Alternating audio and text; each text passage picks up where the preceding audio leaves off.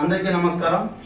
ఇక్కడికి వచ్చేసిన మా కులబాంధులందరికీ వాళ్ళ విలువైన సమయాన్ని కేటాయించి ఈరోజు ప్రదీప్ అనే మా ఈడిగ జాతి ముద్దుబిడ్డ అనంతపూర్ నుండి పాకిస్తాన్ వరకు పాదయాత్ర, రైతులు ఒక బాధక సారం తెలియాలని ఇంటర్మీడియట్ చదువుకొని ఒక యువత అయ్యింది కూడా రైతుల ఒక బాధలు తెలియజేయాల ప్రభుత్వానికి, రైతులు పడుతున్న సమస్యలు ప్రత్యక్షంగా చూడాలని ఒక డాక్యుమెంటరీ తయారు చేసుకునే విధంగా ఆయన పాదయాత్ర చేయడం నిజంగా మా గౌడ బిడ్డ చాలా సంతోషకరంగా ఉంది. ముఖ్యంగా రైతులు ఏమంటే దేశానికి వెన్నెముకని ఎన్నో ప్రభుత్వాలు వస్తున్నాయి, కానీ రైతులకు ఏదో చేస్తున్నారని చెప్తున్నా కానీ రైతు యొక్క ఆత్మహత్యలు ఆపలేకపోతున్నాయి ఏ ప్రభుత్వమైనా కానీ. ఎందుకంటే రైతులు పండిస్తే కానీ మనము తినడానికి ధాన్యం దొరికిన పరిస్థితి. ఎందుకంటే ఎన్నో దేశాలు ఈరోజు ధాన్యం కొరతతో దేశ విదేశాల్లో చాలా ఎక్కువ రేట్లతో సతమతమవుతున్నారు. ఇండియాలో తక్కువ రేట్లకే దొరుకుతున్నాయంటే రైతు పడే కష్టం, వాళ్ళు పడుతున్న శ్రమ వల్లే మనందరం కూడా 4 పూటల 3 పూటల భోంచేస్తున్నామని కూడా చెప్తున్నాను.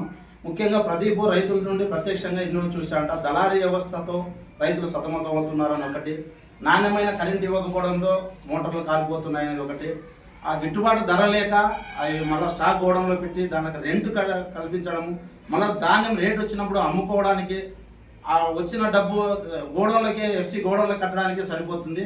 రైతులకు ఉచితంగా ఎఫ్సి గోడౌన్లు కట్టించి దళారీ వ్యవస్థ ఇచ్చి ఎప్పుడైతే రేట్లు వచ్చినాయో అప్పుడే అమ్ముకునే విధంగా రైతులకి కల్పించినప్పుడే రైతు బాగుపడతాడనేది ప్రత్యక్షంగా నేను చూసిందని ప్రదీప్ చెప్పడం.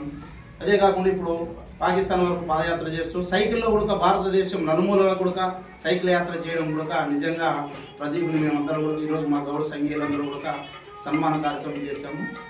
మా ప్రదీప్ కలుస్తూ ప్రతి జిల్లాలోనూ ప్రతి రాష్ట్రంలో కూడా ప్రముఖులను కలుస్తూ వాళ్ళతో విషయాలు తెలియజేస్తూ పాండిచేరి ముఖ్యమంత్రి కావచ్చు, మా గౌడ జాతి ముద్దుబిడ్డ సర్దార్ బౌద్ధలచ్చన్న గారి మనవరాలు పలాస ఎమ్మెల్యే గారిని కూడా కలిసి ఇక్కడ ఇట్లా అనంతపూర్ నుండి వస్తున్నాం, మేము ఈ విధంగా చేస్తున్నామని చెప్పడం నిజంగా ఎంతోమంది ప్రముఖులను కలిసిన వీడియోలన్నీ మాకు చూపించడం జరిగింది.